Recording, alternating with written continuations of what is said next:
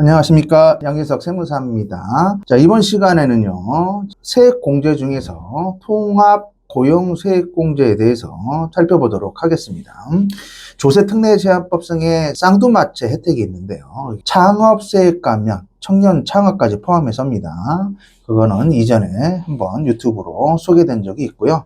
두 번째는 세액공제 중에서 사람과 관련되는 통합 고용세액공제입니다. 파급 효과가 상당히 큽니다. 비용 처리도 중요하지만 통합고용세액공제 숙지하셔가지고요, 혜택 많이 받으시기 바라겠습니다. 법인 사업자가 됐던 개인 사업자가 됐던 상시 근로자를 고용을 했을 경우에는 전년도에 비해서 당해년도에 증가를 했을 경우에는 세제 혜택을 주고 있습니다. 그 세제 혜택이 통합 고용세액 공제입니다. 자, 올해도 이제 받으셔야 되겠죠. 자, 중소기업 위주로 해서 제가 좀 설명을 드릴게요. 중소도 있고, 중견기업도 있고, 그 다음에 대기업도 있는데, 대부분 이제 중소기업이니까, 중소기업에 대해서 좀 설명을 드리면요. 한번 전년도에 비해서 당해년도에 상시 근로자가 증가를 하면, 그게 추 2년 동안 유지가 되거나 증가가 된다고 한다면, 계속 이월에서 공제를 받고 있다는 겁니다. 대상에 따라서 또 지역에 따라서 금액이 차이가 있는데요. 청년, 장애인, 그 다음에 취업 당시, 계약 당시입니다. 60세 이상인자, 경력 단절 여성, 이렇게 4개입니다. 요 4개에 대해서는 중소기업 기준으로 따서 수도권입니다. 서울, 경기, 인천입니다. 자, 1인당 1,450만 원. 그 다음에 그 외 상시 근로자, 청년이든가 장애인, 그 다음에 60세 이하, 이런 사람에 대해서는 850만 원만큼 1인당 공제를 받고요. 이 공제받은 게 다음 연도, 이거 2차년도, 이제 3차년도라고 한대요. 증가가 되거나 유지만 된다면 올해 공제받은 거 2월에서 추가로 공제를 받고 있습니다. 굉장한 겁니다. 세금 혜택이. 수도권 위주로 해서 설명을 드렸고요. 자, 1,450만 원이고, 그 다음에 상시 근로자 850만 원은 공제를 받고요. 수도권 이외 지역은 중소기업에 한해서는 100만 원씩 더 업이 됩니다. 그래서 1,450에서 업이 돼서 1,550만 원이 되고요. 자, 상시 근로자 850은 950만 원만큼 공제를 받고 있습니다. 그래서 수도권 기준의 1,450은 청년이 된다고 하지 않았습니까? 청년 기준이 어떻게 되냐면 통합고용세액공제 청년 기준은요, 15세에서 만 34세까지입니다. 자, 근데 만약 군대 갈 수도 있지 않습니까? 남자니까. 이런 경우에는 병역 이행 6년을 한도로 해서 나이 계산을 들어가고 있습니다. 34세까지는 청년으로 봐서 1,450만 원만큼 공제를 받고요. 그 다음에 60세 이상인데 주의사항이 뭐냐면 30살에 들어와서 저도 실수할 뻔했어요. 계속 근무해서 60을 넘겨서 공제를 시켜주는 게 아니고요. 고용 당시입니다. 근로계약서 체결 당시 60세가 이상이 된 사람을 근로를 했을 경우에 1,450만 원만큼 혜택을 주겠다는 얘기입니다. 그 다음에 장애인에 대해서도 똑같이 공제가 있습니다. 그걸 받고요. 제가 이제 추가 공제 부분 다시 설명을 좀 드리면, 당해년도 상시 근로자는 이제 둘로 쪼개죠. 청년 등과 앞으로 청년 등 외로 나누도록 하겠습니다. 그래서 공제를 받아서 추가 공제를 받았다 이거예요. 그 다음에 2차년도, 3차년도에 다시 가서 상시 근로자가 증가를 했습니다. 공제를 받을 거 아니에요. 2차년도, 3차년도를. 근데 여기는 청년 등과 청년 외로 쪼개지는데, 청년 등 외가 청년 등이 감소만 하지 않으면 상시 근로자 전년도 공제받은 거 2월에서 공제를 받고 있습니다. 근데 만약에 상시 근로자가 추후에 증가는 했단 말이에요. 청년 등이 감소를 했을 경우에는 공제는 시켜주긴 하는데 청년 등 외만 공제를 시켜주고 있어요. 850짜리만. 요걸 좀 주의를 해주셔야 돼요. 그래서 기본적으로 다시 정리를 해드리면, 전년도에 비해서 당해년도에 상시 근로자가 증가를 했는데 상시 근로자는 청년 등과 청년 등 외로 쪼개지더라. 수도권 기준으로 따져서 청년 등은 1,450이고 1인당, 그 다음에 청년 등 외는 850을 공제를 받는다. 그런데 추후에도 유지가 된다면, 감소만 하지 않으면 돼요.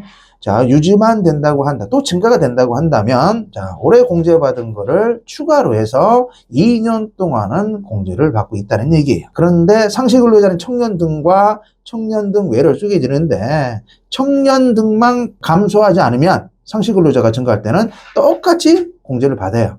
근데 만약에 상시근로자는 증가를 했는데 청년 등이 감소를 해버리면 누구만 공제를 받아요? 청년 등 외만 2월에서 공제를 시켜주고 있다. 요것만 뭐 체킹해 주시면 될 것 같습니다. 그러면 제가 지금 뭐라고 말씀드렸죠? 유지가 되거나 증가가 되는 경우에 2차년도, 3차년도까지 공제가 되는데요. 그럼 반대로 어떻게 되나요? 상시근로자가 감소했을 때잖아요. 2차년도, 3차년도에 내가 공제받을 때. 이런 경우에는 이제 돈을 받았던 거를 토해내셔야 되는 문제가 뜬다는 얘기예요. 근데 요게 2차년도, 3차년도가 있는데 계산이 굉장히 좀 복잡한데요. 자, 유튜브니까 제가 큰 테두리만 해서 좀 설명을 좀 드리도록 하겠습니다. 추가 납부세액이 발생을 한다는 얘기죠. 그러면 주의사항이 뭐냐면 총 공제를 받은 해보다 상시 근로자 수가 2차년도, 3차년도에 감소가 됐을 때는 감소한 만큼 혜택을 받은 게 있을 거예요. 그 금액을 한도로 해서 감소한 만큼 다시 납부를 한다는 얘기예요. 그리고 당연히 뭐가 돼요? 감소가 됐기 때문에 추가 공제는 존재하지 않는다는 겁니다. 다음 세부적인 2차년도, 그 다음에 3차년도 감소되는 거는 굉장히 좀 어렵기 때문에 이 부분은 그냥 큰 테두리 내에서만 제가 좀 설명을 드리도록 할게요. 그 다음에 와서 통합고용세액 공제는 모든 업종이 다 공제를 받느냐? 그렇지는 않습니다. 소비성 서비스업에 해당되는 저 업종은요, 통합고용세액 공제를 받을 수가 없어요. 그러면 소비성 서비스 업종은 뭐냐면 호텔이나 여관 같은 경우는 못 받아요. 두 번째는 술집 있죠? 주점 같은 경우에도 대상 자체가 안 됩니다. 그럼 일반 유흥주점이라든가 무도 유흥주점, 단란주점은 될 수가 없습니다. 요거 빼고는 일단 업종 자체로서는 자 해당이 된다고 보시면 되고요. 근로자 요건까지만 제가 설명을 드릴게요. 근로자 요건은요, 상시 근로자라고 저희가 설명을 드렸잖아요. 여기서 주의사항이 몇 가지가 있어요. 통합고용세액 공제에서 보는 상시 근로자는요, 근로기준법에 따라서 이거 핵심이에요. 근로계약을 체결한 내국인 근로자, 근로계약서를 작성을 하셔야 돼요. 그럼 근로계약서를 작성을 했을 때 기본적으로요, 1년 이상이 돼야 됩니다. 1년 이상이 돼야 되고, 그럼 보통 어떻게 돼요? 자, 언제 입사를 해서 언제까지 퇴사를 할 거 아니에요? 자, 정함이 없음 이렇게 쓰시면 될 것 같고요. 내국인 근로자라고 명문은 돼 있는데요. 그건 국내에 있는 내국인만 되냐? 그러지는 않습니다. 외국인도 포함이 되는데 여기서 내국인 근로자의 기준은 뭐냐면요.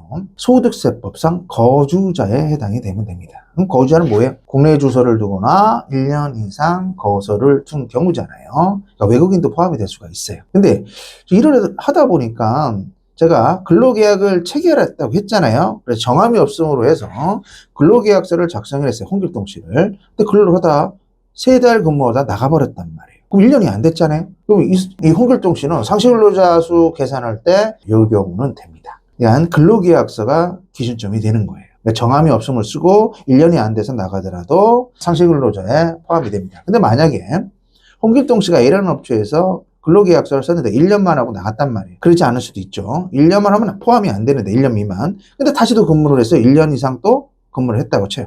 이 경우는 뭐예요? 토막이지만 1년 이상 근무를 했을 거 아닙니까?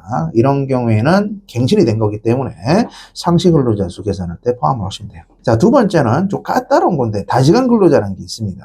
요거는 이제 뭐 일정률로 계산을 하는데 기본적으로 제외됩니다. 단 1개월 기준으로 따져서 소정 근로 시간이 1개월입니다. 60시간 이상인 근로자는 다시간 근로자라고 해서 정규직에 비해서 계산은 낮게 나오겠지만 상시 근로자 수에 포함이 된다는 거예요.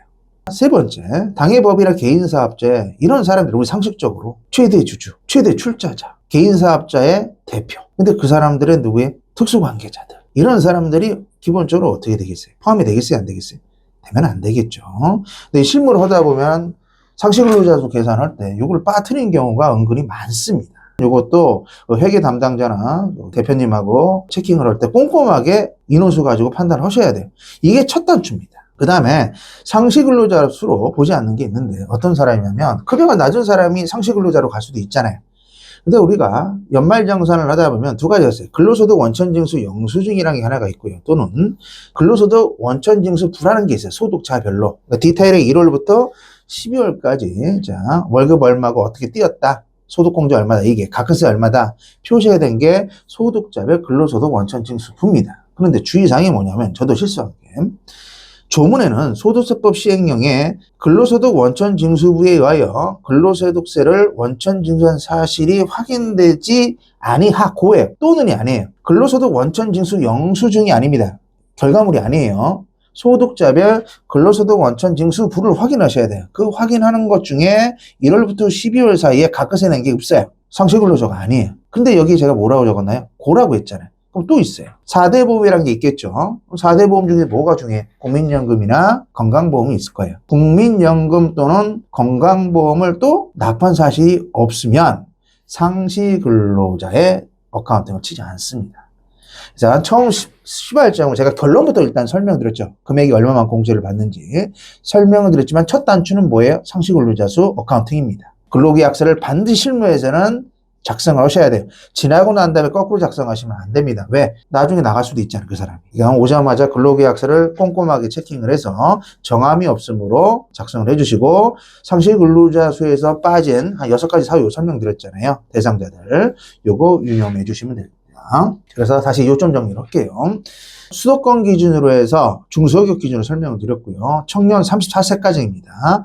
60세 고용 당시입니다. 장애인, 경력 단절 여성은 1,450만 원만큼 공제를 받아요. 그 외에는 850만 원 공제를 받고 몇 년간 2000년도, 3000년도까지 상시 근로자 수가 유지가 된다고 한다면 공제받았던 거 추가해서 공제를 받는데 상시 근로자 수가 증가하더라도 청년등만 감소하지 않으면 공제가 되는데 청년등이 만약에 상시 근로자 수는 증가를 했는데 감소를 했다.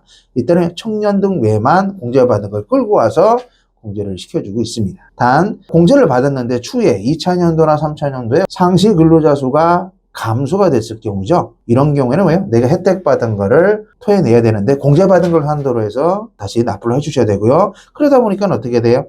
남은 기간도 상시 근로자 수가 줄어들었기 때문에 추가 공제는 존재하지 않을 겁니다.